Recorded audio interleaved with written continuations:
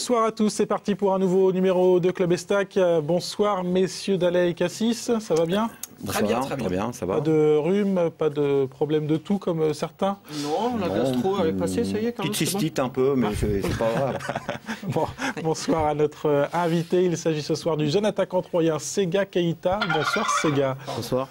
Un invité à qui, évidemment, vous posez vos questions. Le numéro du SMS, c'est le 06 07 33 56 23. Sega, le dernier match en date de l'Estac, c'était un déplacement à Passy-sur-Eure. Vous n'étiez pas du déplacement, mais vous avez suivi quand même cette rencontre. Un partout en Normandie, c'est un bon résultat? Ouais, je pense que c'est un bon résultat. Parce qu'il n'y en a pas beaucoup qui vont aller gagner à Passy-sur-Eure cette année. On revient avec un point, maintenant ce sera à nous de confirmer à domicile. C'est ça, c'est le bon parcours, le parcours idéal, c'est des matchs nuls à l'extérieur et puis des victoires à domicile, c'est ça? Ouais, c'est mieux que de perdre à l'extérieur. Mais maintenant on aurait aimé gagner, il y avait la place, mais maintenant ce sera pour la prochaine. En tout cas, c'est plutôt un bon résultat. Vous l'avez constaté, pas d'image de cette rencontre. Notre caméraman David Mutel, qui avait eu les autorisations au préalable, n'a pas été autorisé à rentrer sur le terrain donc, de Passy-sur-Eure. Même en national, messieurs, il y a des problèmes donc, de droits télévisés. Pas d'image non plus pour Estac TV, Carlos hein? Non, on a été privé tout à fait d'image, c'est dommage, mais bon, c'est le choix des dirigeants de Passy.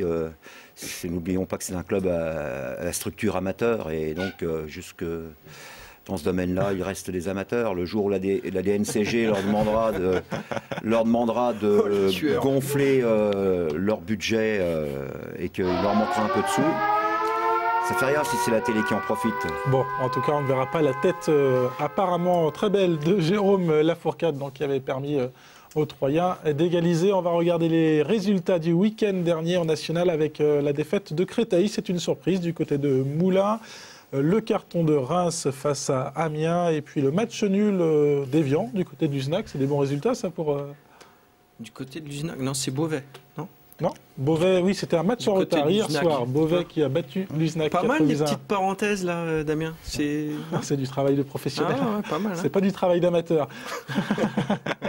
Il y a des résultats qui sont plutôt favorables à l'Estac, en tout cas. La défaite de Créteil, le match nul d'Évian. Oui, c'est bien, c'est plutôt bien avant d'accueillir hier après-demain. C'est un bon résultat, c'est sûr. Non, ça ne nous pas lâcher les points à la maison. On l'a fait ces derniers temps, mais je pense qu'on est bien en ce moment et il y a moyen de gagner ce week-end. Et là, on a vu le classement très rapidement. Ça va être serré comme ça, selon vous, jusqu'à la fin de saison? Ouais, je pense que ça va être serré jusqu'à la fin de saison. Ce sera l'équipe qui va lâcher les points, mais nous, on est confiants et on sait qu'on peut monter. Alors, on parlait tout à l'heure qu'on n'a pas d'image, mais comme je suis professionnel, je me suis renseigné quand même. Et donc, j'ai pas des nouvelles images à vous donner. Hein.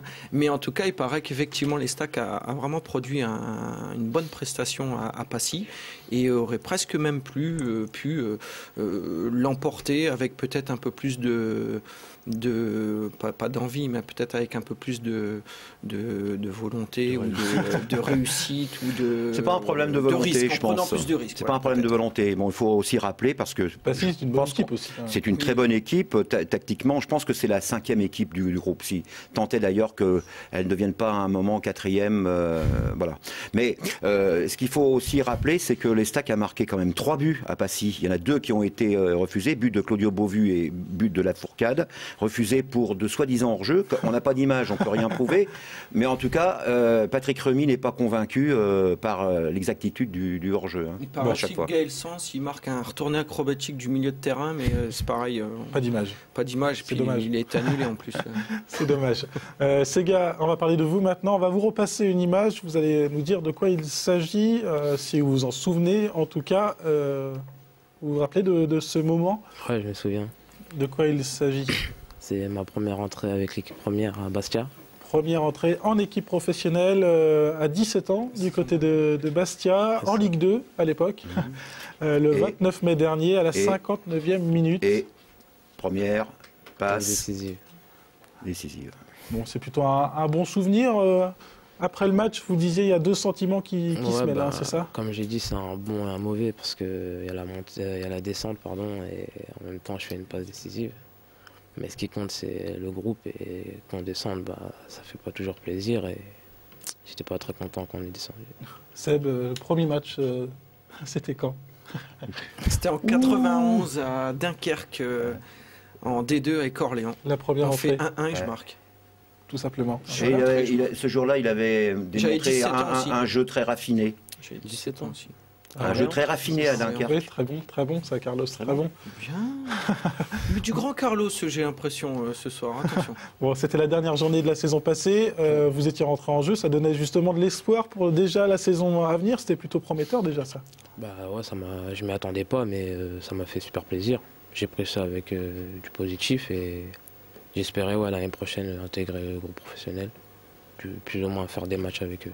Et là, justement, cette saison, vous en êtes déjà à 11 matchs avec l'équipe professionnelle, 2 titularisations. C'est plutôt satisfaisant. Quand vous avez démarré la saison avec le groupe élite, c'était plutôt surprenant de vous voir à ce niveau-là aujourd'hui. Ouais, mais quand on est jeune, on en veut toujours plus. C'est vrai que 11 matchs, ça Même fait quand plus même vieux, beaucoup. Ouais, mais on veut toujours plus jouer. Et c'est à moi de travailler en entraînement pour prouver que je peux jouer. Et sur les qualités que vous avez déployées justement lors de ces matchs, vous êtes plutôt satisfait? On a vu quand même quelques ratés. On l'a vu, celui contre Amiens, notamment à la sortie du match. On se dit pas, j'ai loupé le coche. Ouais, c'est sûr. On sait qu'on peut mieux faire. Maintenant, je pense qu'avec l'équipe première, j'ai pas montré tout ce que je pouvais faire. Mais je travaille pour que ça se fasse. Et c'est ça, qu'est-ce qui manque encore dans votre jeu? Qu'est-ce qu'on n'a pas vu de la panoplie de Sega Keita? De la maturité, de la malice. Je pense que je suis encore peut-être assez timide sur le terrain et je me lâche pas complètement. Tes forces principales, c'est si tu dois te définir? On va dire la vitesse, la puissance un petit peu, mais j'ai aussi des défauts. Technique aussi. Ouais. La vitesse, plutôt impressionnant quand il décolle. Oui, enfin la Bonne vitesse, conduite de balle. moi je connais des joueurs qui vont super vite et qui ont les pieds palmés, hein, donc ça sert pas à grand chose. Et après, parce que plus on va vite, plus il est difficile de contrôler et d'emmener le ballon. Et bon, ces gars, ce qu'il arrive bien à faire, effectivement, il va vite, mais il va vite et il peut être efficace parce qu'il a aussi une bonne technique en mouvement, donc c'est important aussi. S'il peut être efficace, ça peut être pas mal. Efficace. Carlos. Ah, il me l'a retenu. Hein. Carlos, non? Ah non, je pensais. Oui, Non, c'est parce que ça me reste de Carlos. Non, mais c'est vrai que c'est un garçon qui a de grosses qualités, un gros potentiel. Mais bon, il y a encore une grosse somme de travail pour arriver à ce qu'il soit quelqu'un d'indiscutable encore dans l'équipe professionnelle. Moi, j'ai confiance en lui. Je sais que on devine ce qu'il va être capable d'apporter. Et il faut être patient avec lui. Et ce que je regrette, moi, c'est que je trouve qu'on en parle un peu trop sur certains journaux. Bon, il faut lui laisser mûrir gentiment et voilà. On peut toujours préserver les jeunes, mais tu sais, aujourd'hui, que ce soit à l'Estac ou dans tous les clubs, à tous les niveaux, malheureusement, malheureusement oui, parce que par rapport au passé, quand on dit différent. Mais... que Zidane ne voit que lui, on peut lui demander combien de fois tu as eu Zidane au téléphone? J'ai jamais eu. Mais non, mais pas ça, dire n'importe quoi aussi. Ça doit l'endurcir et puis à lui justement d'essayer de ne pas faire attention à tout ce qu'on peut dire, de se concentrer sur lui pour continuer à progresser parce qu'il est jeune. Et... Non, en plus, c'est quelqu'un qui est bien élevé, et qui est intelligent, qui a les pieds sur terre et qui ne se prendra pas la tête. Bon, toujours pas de but par contre en national. Vous l'attendez ce premier but? Ouais, ça. J'attends avec impatience. Maintenant, je travaille dur, comme je l'ai dit, et j'espère que ça va venir bientôt. Bon, il y a quand même eu 2 buts avec l'équipe professionnelle du côté de Cézanne en Coupe de France. C'est plutôt anecdotique ou il compte vraiment ces buts? Il compte tout le temps, mais ce qui compte, c'est le championnat. Donner une victoire en championnat, ça fait toujours plaisir.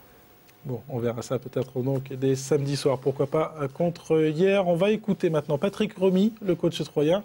Un entraîneur qui sent un peu comme tout le monde sur le plateau qu'il y a un gros potentiel derrière vous. Mais attention, il y a encore beaucoup de travail. On écoute le coach de l'Estac. C'est un garçon qui a une qualité, c'est de la vitesse. Il a le sens des déplacements.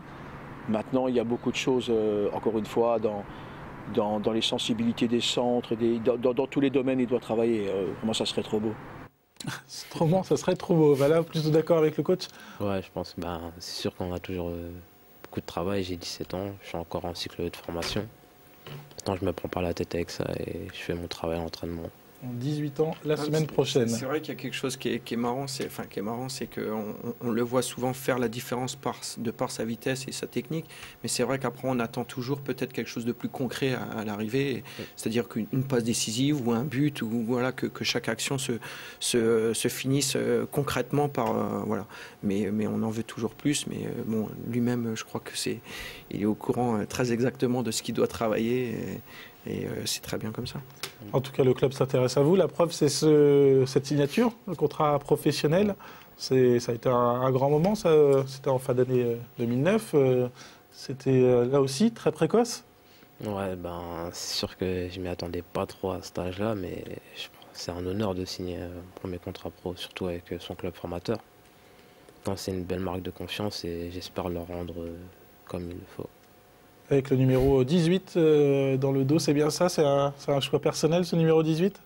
Ouais, parce que c'est bientôt mes 18 ans et comme il restait que ce numéro-là, je préférais le prendre. 3 février, c'est pas ça? Non, 3 mars, la semaine prochaine.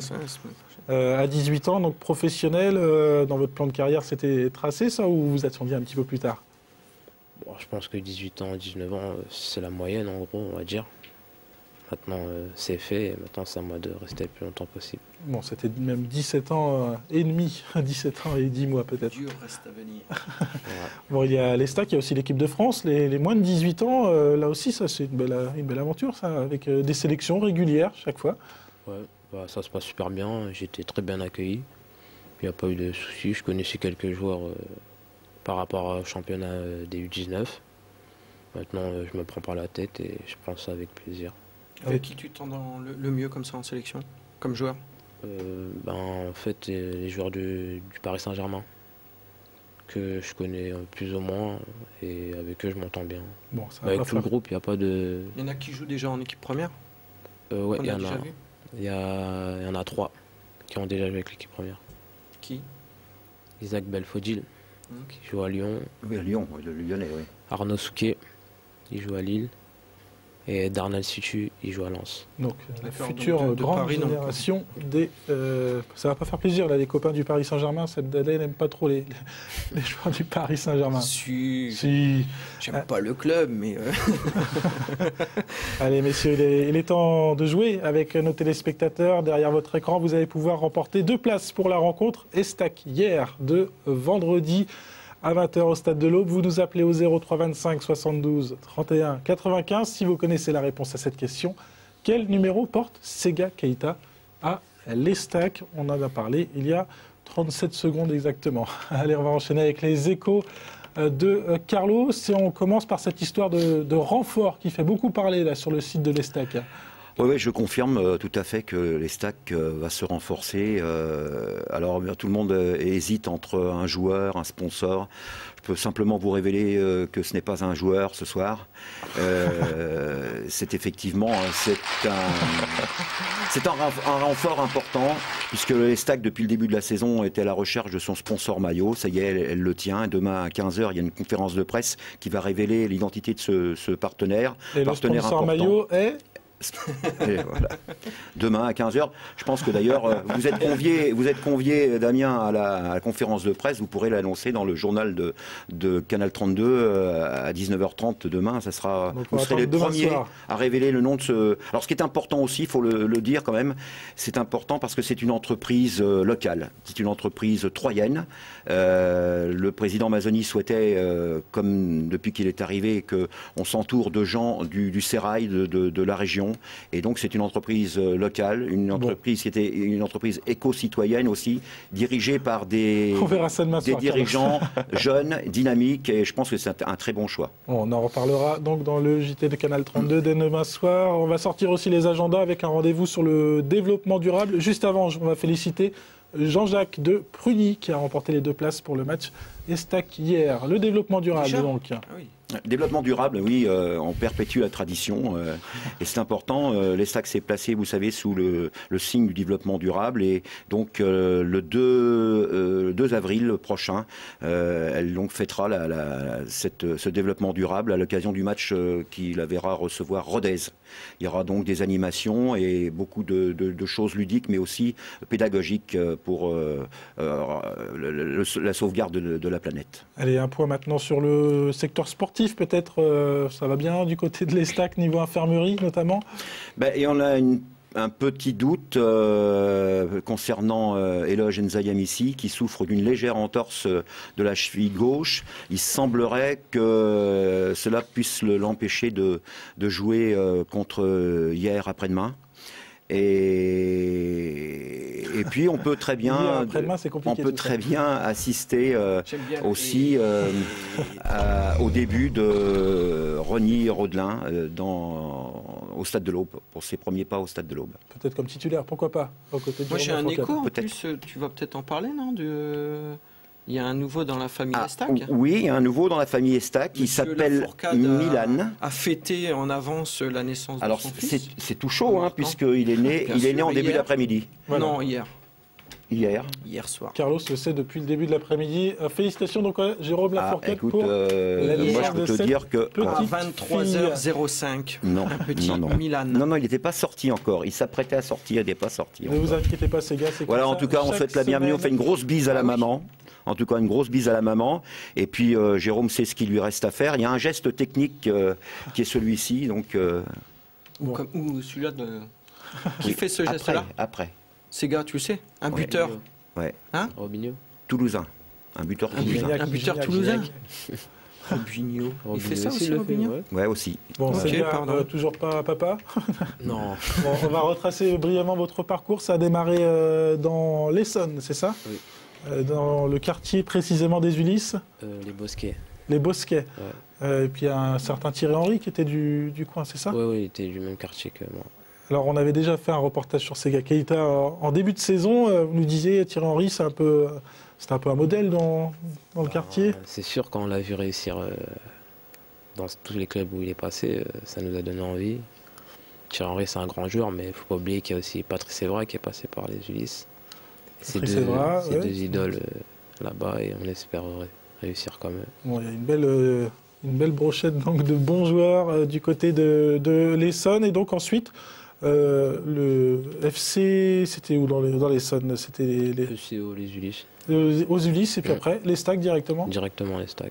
Et comment vous êtes retrouvé à l'Estac? Ça a été à 14 ans. En fait, je faisais partie de l'équipe de l'Essonne pour préparer les interdistricts, pour préparer la Coupe nationale. Et j'ai été repéré dans un match de préparation par le recruteur Yannick Renoux. Au moment, c'était Didier Christophe, le directeur du centre.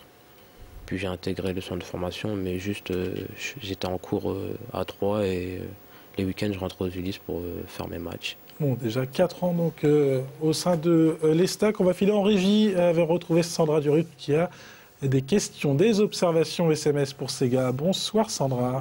Bonsoir à tous. Bonsoir. J'ai surtout une remarque de Pam qui trouve que Sega a un potentiel énorme. C'est une chance que tu aies signé ton contrat si jeune. J'espère que tu feras partie encore pour un bon moment de notre effectif, mais aussi que tu continueras à être sélectionné avec l'équipe de France. Comme quoi le travail et le sérieux payent, continue comme ça. Donc c'était Pam, donc je pense une supportrice. Et puis une question en revanche, Fred de Brienne, qui passe plutôt un message à Seb et à Carlos. C'est Shirley et Dino. Ah oui. Et qui fait Shirley, qui fait Dino? Ça, Shirley et Dino. Bon. On le prend bien, ouais. Fred de Brienne. Fred de Brienne, on note. Charles et Dino. Ouais. Non, vous êtes beaucoup plus drôle que Charles et Dino, vous le savez. Non, ils sont drôles, Charles et Dino. Ouais, ils sont bien. Ouais, je sais pas, par rapport à la coupe de cheveux peut-être de Carlos. Je vais me faire pousser une choucroute pour faire Charles. Non, tu l'as déjà. T'inquiète. Bon, on va enchaîner avec Charles et Dino pour parler du prochain match de l'Estac. Ça sera la réception de hier. Un match important, encore, vous le disiez. Il faut gagner à domicile, il n'y a pas le choix maintenant. Il n'y a pas le choix, il faut gagner à domicile, parce qu'il y a des équipes derrière qui poussent. Devant aussi, il y a Reims et Evian. Maintenant, on sait ce qu'il nous reste à faire et je pense qu'on travaille bien en ce moment et on est confiant. Bon, gros rythme à suivre, en tout cas pour les joueurs de l'Estac. Le 3e contre le 18e. On va tout de suite retrouver le directeur sportif du club de Hyères, Jean-Pierre Marie. Bonsoir Jean-Pierre. Bonsoir. Comment vos joueurs se préparent-ils pour ce déplacement dans l'Aube?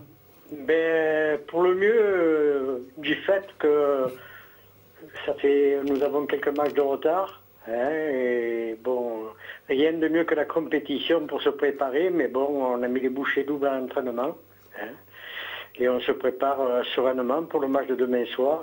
De toutes les façons, en ce qui nous concerne, il n'y a pas de secret, il faut obtenir des résultats maintenant, même à l'extérieur. Et bon, avec nos possibilités, on va tout mettre en œuvre pour y arriver. Voilà. On a l'impression que cette équipe de Hyères tient plutôt bien le choc à l'extérieur cette saison.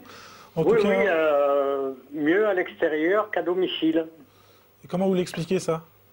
Je sais pas, je sais pas, les joueurs peut-être ont une crainte de jouer à domicile, une appréhension, je sais pas. Il suffit parfois de peu de choses pour que ça change, mais il est vrai que nous avons fait des bons résultats à l'extérieur. Les résultats contre Cannes, Fréjus, entre autres, qui sont des équipes plus huppées que nous, sont là pour le prouver, quoi. Et justement, sur le tableau de marche là, de hier, le déplacement à l'Estac, on a coché quoi? On a mis 0 points, clairement?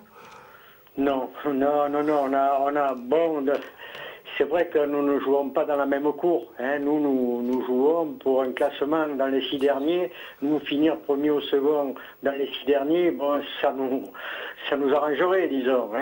Mais cela passe par des résultats à l'extérieur. On reviendrait de 3, ne serait-ce qu'avec un match nul, ça serait déjà pour nous une bonne chose. Bon, dernière question, le match aller avait été plutôt tendu avec une victoire des 3 buts à 2. Il y a un petit sentiment de revanche là dans l'air?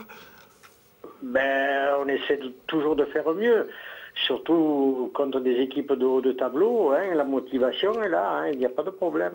Bon, on verra ça donc vendredi soir, pas de problème. Merci beaucoup Jean-Pierre. Et rendez-vous donc vendredi au Stade de l'Aube pour cette rencontre Estac face à Hyères. Merci, bonsoir. Bonne soirée. On va parler très rapidement de l'équipe. Carlos, on en a parlé très brièvement tout à l'heure aussi. On va la voir ce 11 peut-être de... Oui, on peut rappeler que Lipini a purgé sa suspension, donc il pourrait revenir dans le groupe, surtout si Eloge Nzayamissi ne peut pas tenir sa place. Alors il y a 2 solutions, bien entendu, ou Marester glisse à gauche et puis Lipini entre à droite, ou alors le coach fait confiance pour remplacer à Nzayamissi, à Fabrice Nsakala, qui, n'oublions pas, est réapparu dans le groupe et a fait sa réapparition sur le terrain aussi à Passy. Qu'est-ce qui se passe? Non, t'aurais peut-être dû les écrire un peu plus gros. Ah, c'est pas moi qui écris, c'est pas grave. Allez, on va laisser ça tomber. On va enchaîner avec le jeu de Seb. Sega, on va revoir tout de suite le podium du jeu de Seb, non pas des Jeux Olympiques, mais vraiment du jeu de Seb, avec Philippe Pichery toujours en tête. Il devance Abdel Sakouzar au temps. Vincent Carlier est 3e, 24 points. Seb, c'est parti pour le jeu. Allez, vas-y Dino.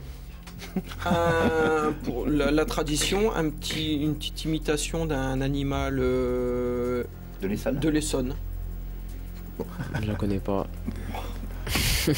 Allez. Il y a les chiens, il y a les chats, les vaches, les moutons, les chiens, waf waf. Voilà. Vite fait quoi. Je te le fais. Reconnu la race.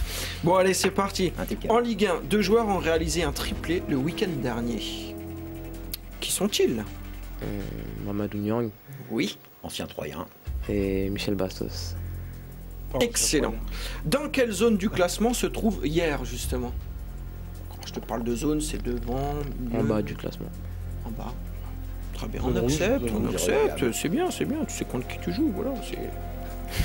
Qui a marqué le seul but lors de la rencontre de Ligue des Champions hier soir, opposant l'Olympiakos à Bordeaux?